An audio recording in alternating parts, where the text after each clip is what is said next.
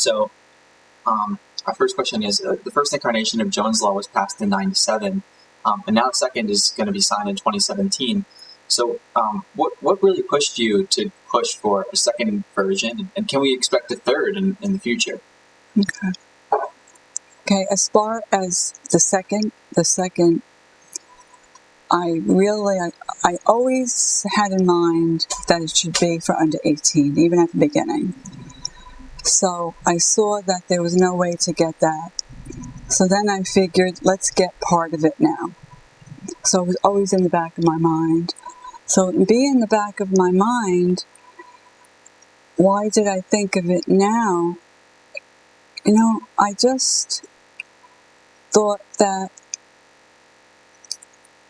it was time, because you saw so much in the papers about teenagers with the sexting, with the human trafficking. That really bothered me.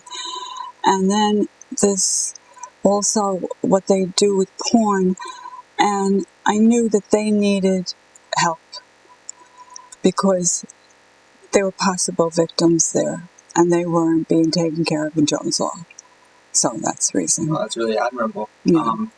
What has it meant to you that Bob and Holly and Valerie and Jerry have all worked on this bill? Do you think you would be here talking about the second version of it being signed without that? Okay. Well, 5 years ago, I went to Bob, and that's when I started hitting the road, because this bill started 7 years ago. The seed started 7 years ago. It was introduced in 2010. So then what happened was, when I asked him, he was right there. So that was very encouraging to me. And because in the assembly, it was easy. Okay. In the Senate, I was lucky I got one person.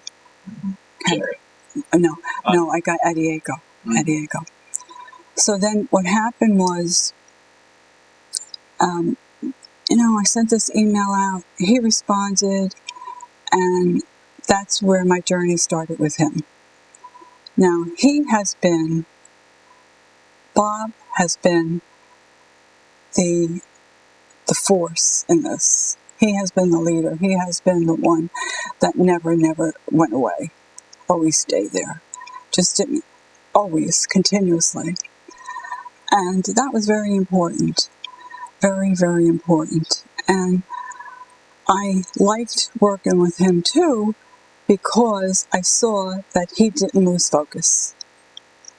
I liked working with him also because he had this chief of staff that was very easy to relate with, had good ideas, and that showed me something about Bob, that he chose as chief of staff. Okay, so it was quite a team. Now, then you bring there was Shapizi, and she was there when we had to take care of the groundbreaking. So then she was there another time. So all that was very good. Huddle, it was good because she was a Democrat, even though this is a very bipartisan bill. She was a Democrat, and we had a force there coming in. So I was very thankful for that. And then with Cardinal, oh my gosh. I mean, that goes back to the first bill. He was there as a sponsor, and I couldn't believe he was a sponsor with this other one.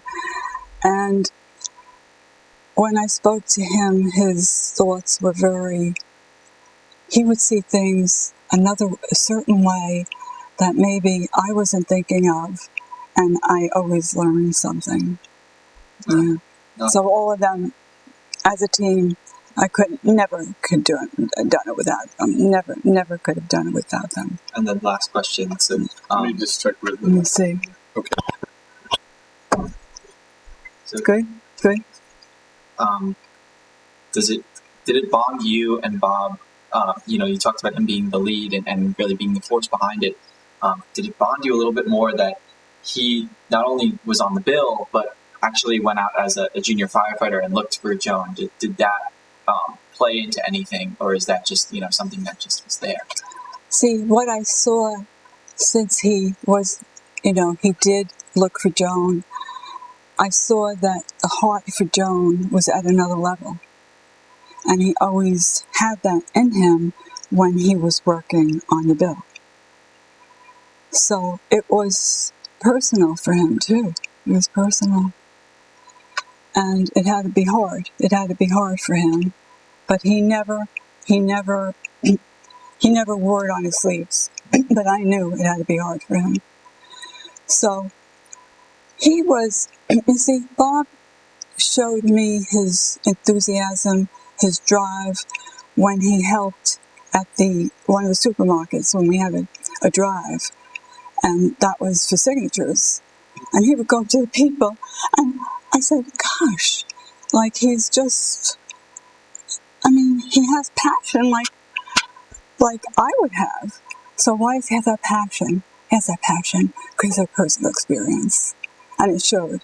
And it was very, very, very good influence on the people to see that here it is, an assemblyman for their district had this much drive, this much purpose, this much feeling, and was doing this to help, everybody. So they had a very, very good feeling for him, and people told me about it too. That was one of the things he did. Another thing he did was when he went to Trenton, and it was a lame duck, and he and Senator Cardinal went, and they stayed there all day trying to get the bill into a situation where it was going to be signed by the governor, okay? So we wouldn't have to start a new term. That was amazing to me, both of them doing that. Yeah. Yeah. Oh. And then, of course, I pushed the green button that day, and I didn't really know, you push it, I say a few words, and I go, oh my gosh. So there it was. I'm saying he says a few words, Holly says a few words, I say a few words, and I'll never forget pushing that green button. He says, you push it. I said, no, you push it. You're the one. No, you push it. That was amazing to me. Wow, that's great. That's great. That's all we have. No, thank you. Thank you. I wanted to get all those things in, Yeah, no, what you do is really admirable. Did a great job. Thank you. Thank you. So what do you have planned the rest of the week? Staying inside of it. Well, today someone's coming at 1. Uh-huh. And then tomorrow's another day. I don't know. So I